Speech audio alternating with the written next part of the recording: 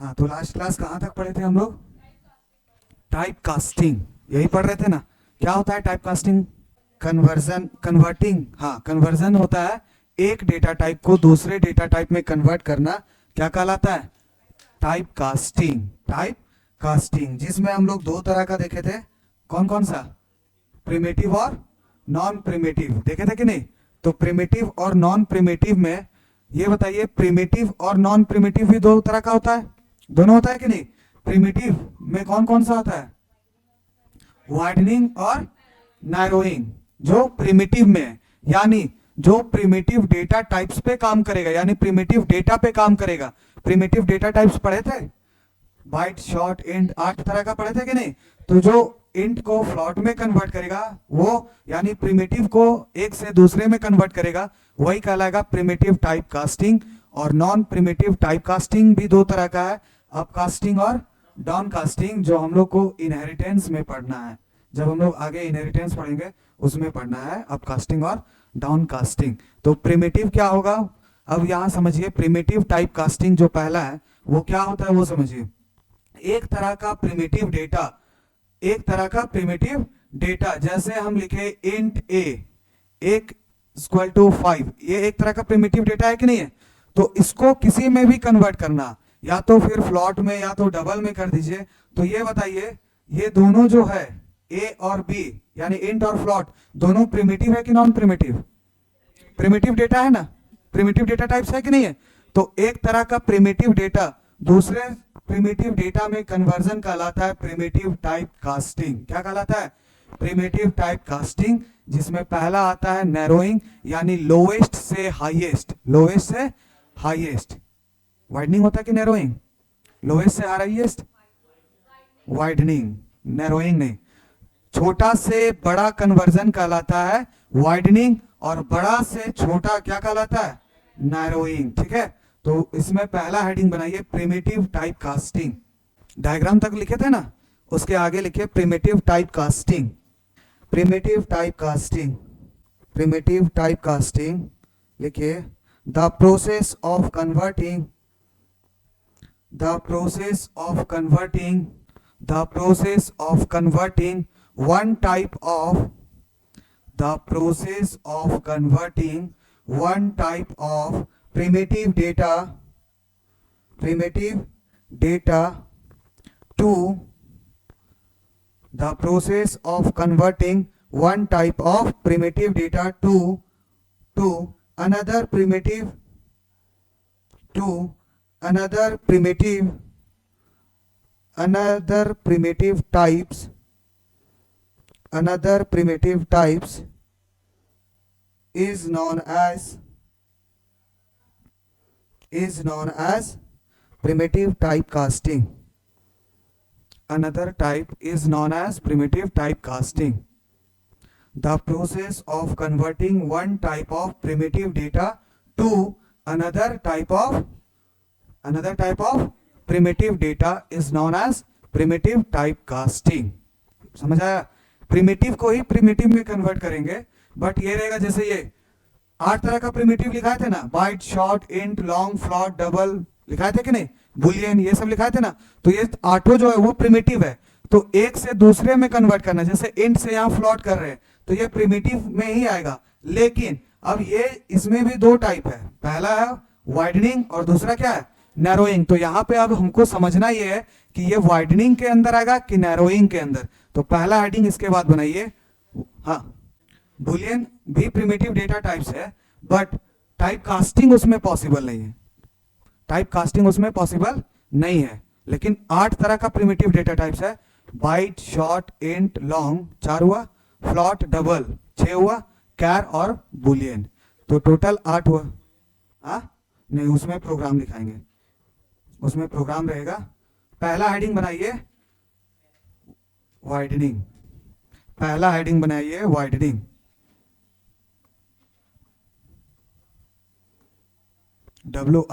WIDENING ना, widening, widening हो गया। क्या होता है वाइडनिंग? वाइडनिंग का मतलब समझ रहे हैं ना आप लोग, क्या होगा? छोटे से कन्वर्ट करना, हाँ छोटा से बड़ा मूव करना। जैसे कुछ भी एग्जांपल ले सकते हैं, जैसे हम लोग ये जब बॉर्न बेबी थे तो छोटे छोटे थे, फिर धीरे धीरे धीरे धीरे बढ़ते गए कि नहीं, छोटा से क्या हो रहा है, बड़ा हो रहा है ना, तो वो क्या कहलाएगा, वाइडनिंग कहलाएगा कि नहीं। तो वही चीज लिखना है, छोटा डेटा टाइप से, यानी बाइट हो गया सबसे छोटा, शॉर्ट, उसके बाद इंट, लॉन्ग, तो ये सब छोटा है ना, तो छोटे से बड़ा में मूव करना क्या कहलाता है, वाइडनिंग। छोटा डेटा टाइप, जैसे सबसे अगर लोवेस्ट बोला जाए तो सबसे लोवेस्ट किसका होता है, बाइट का, बाइट के बाद शॉर्ट, इंक्रीमेंट ऑर्डर में लिखाए थे ना, बाइट के बाद शॉर्ट, शॉर्ट के बाद इंट, इंट के बाद लॉन्ग, और लॉन्ग के बाद फ्लॉट, फ्लॉट के बाद डबल, हाँ डबल, और यही इंट से इंडिकेट कर रहा था कैर, क्या था, कैर। तो यहां पे देखिए हम लोग छोटे से किसमें मूव करेंगे, किसमें, बड़े में, यानी बाइट को कन्वर्ट करेंगे शॉर्ट में, बाइट को कन्वर्ट करेंगे इंट में, बाइट को कन्वर्ट करेंगे किसमें, लॉन्ग में, बाइट को कन्वर्ट करेंगे किसमें, फ्लॉट में, बाइट को कन्वर्ट करेंगे डबल में। इसी तरह से शॉर्ट को भी कर सकते हैं कि नहीं।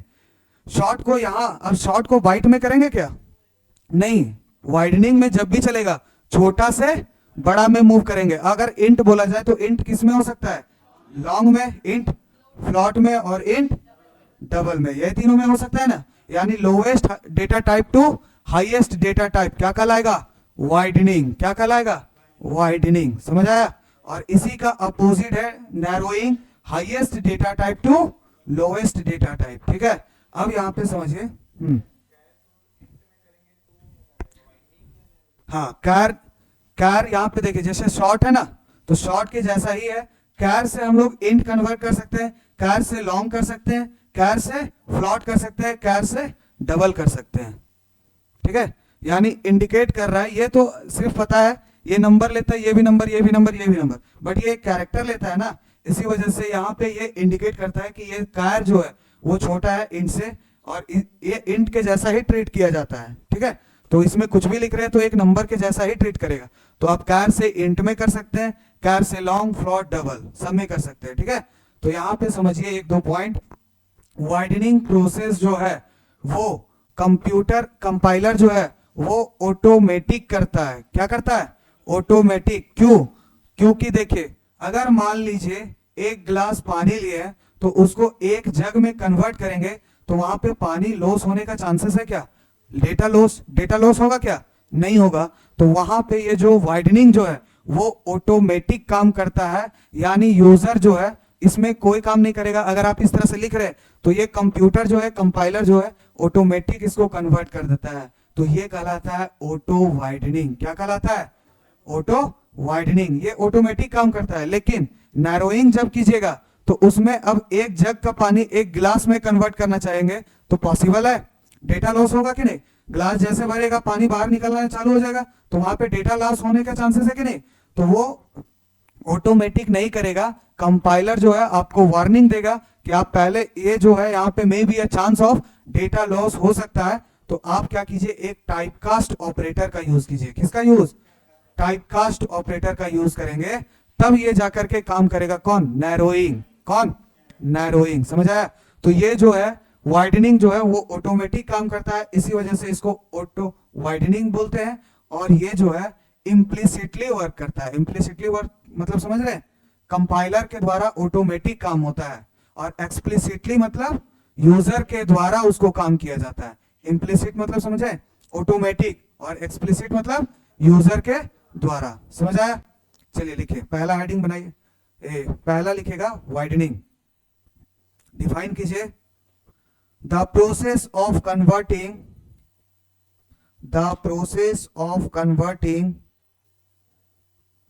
lowest data type, the process of converting lowest data type to highest data type, lowest data type to highest data type is known as widening, is known as widening. हो गया। The process of converting lowest data type to highest data type is known as widening. Diagram उसके नीचे ये बना लीजिए, byte, short, int, long, float, double. उसके बाद कैर भी है जो इंट के बराबर ही होता है, क्योंकि कैरेक्टर जितना भी है वो ASCII वैल्यू पे काम करता है, जिसको ASCII कोड बोलते हैं। यानी जावा में जितना भी कैरेक्टर है वो ट्रीट किया जाता है एक नंबर के जैसा, एक नंबर के जैसा। तो लोवेस्ट यानी छोटा से बड़ा में कन्वर्जन क्या कहलाएगा? वाइडनिंग। छोटा से बड़ा में कन्वर्जन क्या कहलाएगा? वाइडनिंग। डायग्राम के नीचे पॉइंट करके लिखेगा, पॉइंट करके लिखेगा डायग्राम के नीचे, इन widening process, in widening process, in widening process, no data loss, in widening process no data loss, so compiler do implicitly, compiler do implicitly, IMPLICTLY, compiler do implicitly, मतलब automatic काम कर रहा है। Compiler आपसे पूछेगा नहीं कि आप कन्वर्ट करना चाह रहे कि नहीं, ये ऑटोमेटिक कन्वर्ट कर देगा। ठीक है। इसके बाद एक और पॉइंट लिखिए, एक और पॉइंट लिखिएगा, it is also known as, it is also known as auto widening, it is also known as auto widening, it is also known as auto widening. For example, for example,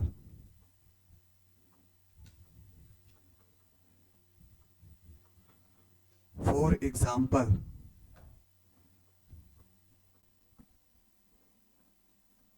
short form में लिख रहे हैं, समझ आ जाएगा ना? Public static void main string array of ARGS, उसके बाद लिखेंगे int I equal to 10, long L equal to I। उसके बाद system dot out dot print LN करवाएंगे L को। एक लिए int I equal to 10, long में L लिए है और L इक्वल टू किए हैं I, मतलब I का जो भी वैल्यू है वो जा रहा है L में, L नाम का वेरिएबल है। उसके बाद system dot out dot print LN करवा रहे L को, तो L का वैल्यू क्या दिखेगा? हाँ, अगर डबल लिखेंगे तो डबल में क्या आएगा? 10.0। क्या आएगा? 10.0। तो यहां पे क्या हो रहा है?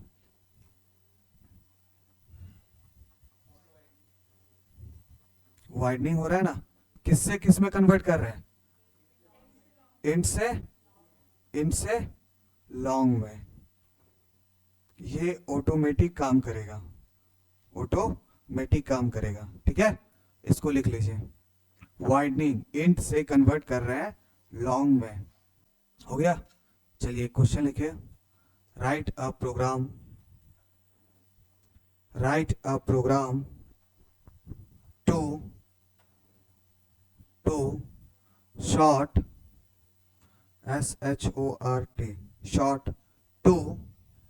short to float, write a program to short to float and print the both value, question समझ आया? किससे किससे कन्वर्ट करना है? शॉर्ट से फ्लॉट में, और प्रिंट करना है किसका किसका वैल्यू? दोनों का यानी शॉर्ट का भी और फ्लॉट का भी। हो जाएगा? बनाइए। हुआ? सभी कोई बना लिए? समझ आया? बस यहाँ पे चेंजेस करना था, यहाँ पे चेंज कर देना है। किससे किस में कन्वर्ट करना है? शॉर्ट से फ्लॉट में, ठीक है, शॉर्ट से फ्लॉट में।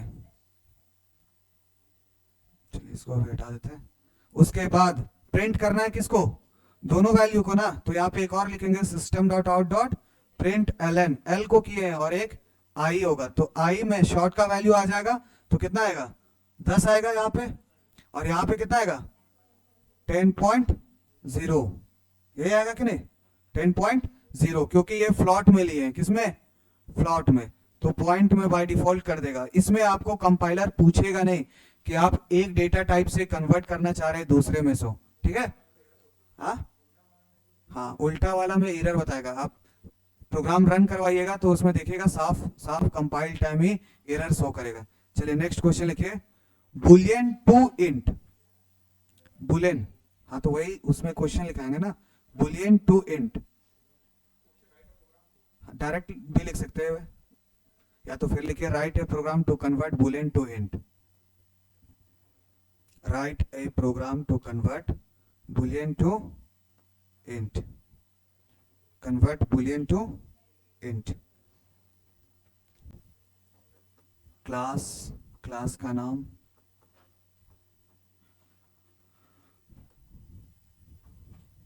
Public static void main string array of arguments. उसके बाद बुलियन में लेना है, बुलियन में क्या लेता है? डायरेक्ट लिखेंगे boolean b equal to true false, कुछ भी ले सकते हैं, ट्रू, क्या लिए? ट्रू नहीं, सिर्फ ट्रू और फॉल्स। उसके बाद इंट आई लीजिए इक्वल टू बी, यानी b का जो वैल्यू है वो i में जा रहा है, system dot out dot print L n of i. उसके बाद रन करवाइएगा तो रन होगा, कंपाइल टाइम एरर आएगा। लिखिए, ये प्रोग्राम लिख ले, जल्दी से लिखिए प्रोग्राम। बुलियन को किसी में भी कन्वर्ट कीजिएगा, चाहे बाइट में, शॉर्ट में, इंट में, लॉन्ग में, फ्लॉट में, डबल में, जितना तरह का 8 प्रिमिटिव डेटा टाइप है उसमें से एक बुलियन है तो 7 बचा, तो सातों में से किसी में भी कन्वर्ट कीजिएगा तो वो कन्वर्ट नहीं होगा। इसीलिए लिखाया गया था बुलियन में कि ये एक लॉजिकल डाटा है, यानी लॉजिक या तो ट्रू होगा या तो फॉल्स, तो जब ट्रू और फॉल्स होगा उसी टाइम ये काम करेगा, ठीक है? समझ आया? समझ आया कि नहीं? चलिए लिखिए ये प्रोग्राम, उसके नीचे लिखिएगा नोट, नोट, नोट लिखिए बुलियन, नोट में लिखिएगा boolean, boolean data type,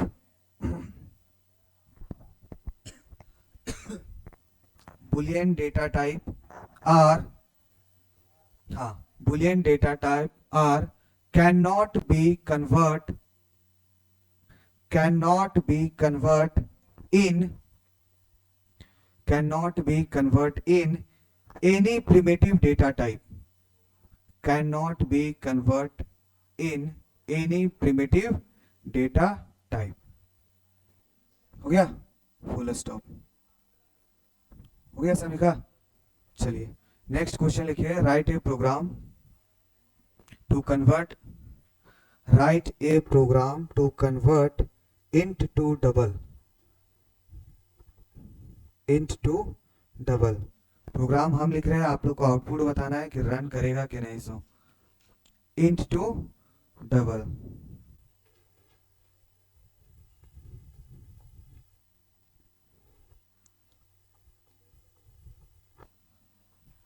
double d equal to 6, system dot out dot print ln d। उसके बाद d equal to 60.25, system dot out dot print ln of d। फिर लिखेंगे d equal to character of a, उसके बाद system dot out dot print Elon of d, close करेंगे main method class method.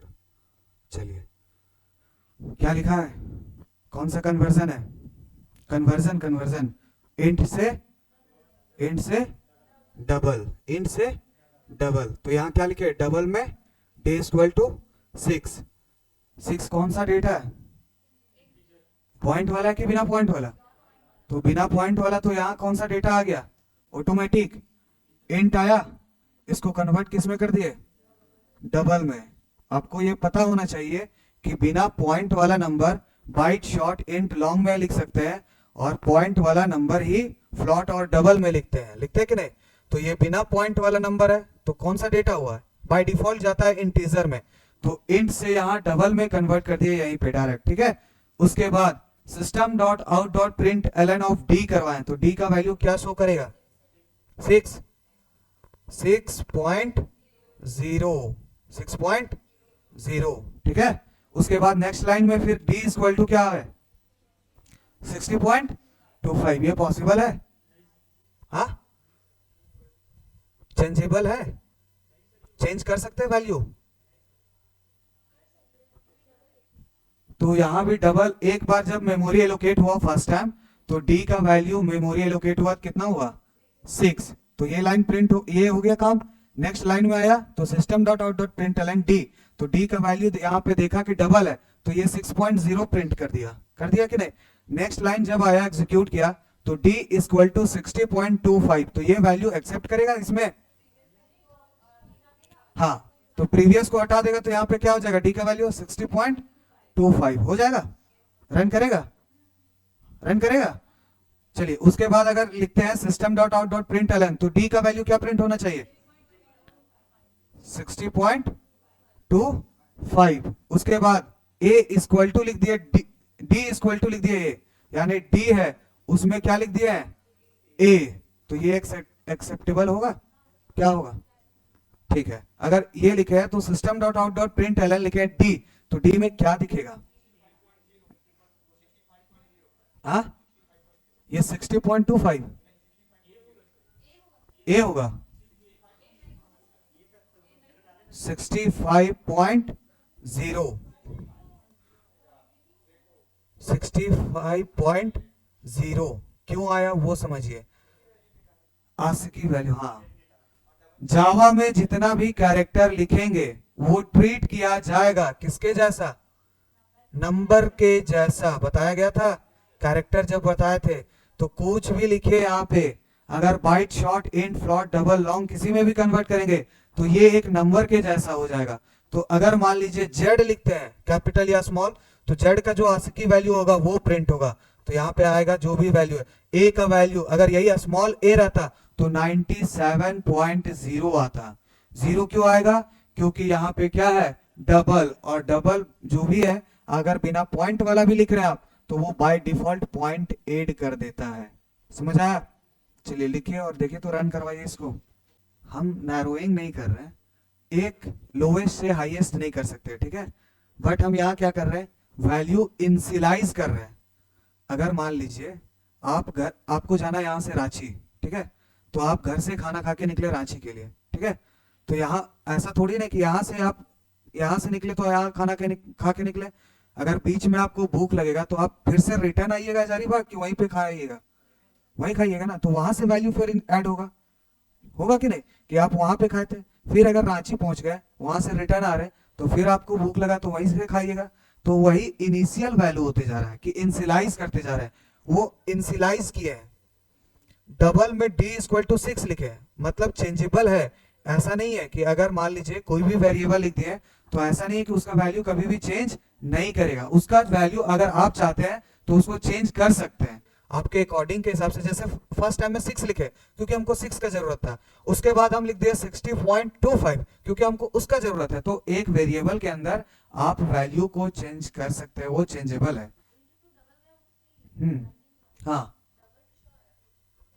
Double two कैर। तो यहां पे देखिए क्या कर रहे हैं, ये डबल है, ये एक कैर है, तो कैर मत समझिए, वो इंट समझिए, तो इंट वाला डेटा को डबल में डाल रहे हैं। जो इंट, हाँ, ए जो है वो 65 है, 65 है ना ASCII वैल्यू, तो वो 65 जाके स्टोर हो रहा है डी में। हाँ, चेंज नहीं कर रहे हैं इसमें, चेंज फर्स्ट टाइम में ही किया है। चेंज यहाँ पे देखिए, यहाँ फर्स्ट टाइम में ही चेंज हुआ। 6 है वो इंटीजर डेटा है, यानी बिना पॉइंट वाला नंबर, तो इंटीजर डेटा को डबल में लिए तो वो पॉइंट वाला नंबर बन गया। यहाँ पे डबल में लिए तो ये 6 था, उसके बाद 6.0 हो गया, तो इंट से कन्वर्ट कर दिया डबल में।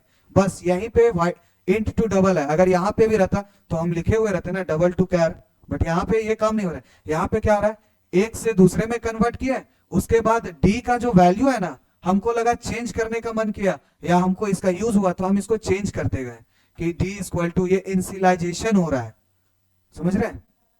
चेंज कभी नहीं हो सकता है। फाइनल कीवर्ड, हाँ, फाइनल कीवर्ड जब लगा देंगे तो वो वैल्यू कभी भी चेंजेबल नहीं होगा। जैसे पासवर्ड, पासवर्ड आता है तो चेंज नहीं कर सकते, फिर फॉरगेट करना पड़ेगा, यानी फिर से रिकॉर्ड डालना होगा, तब जाके वो चेंज होता है।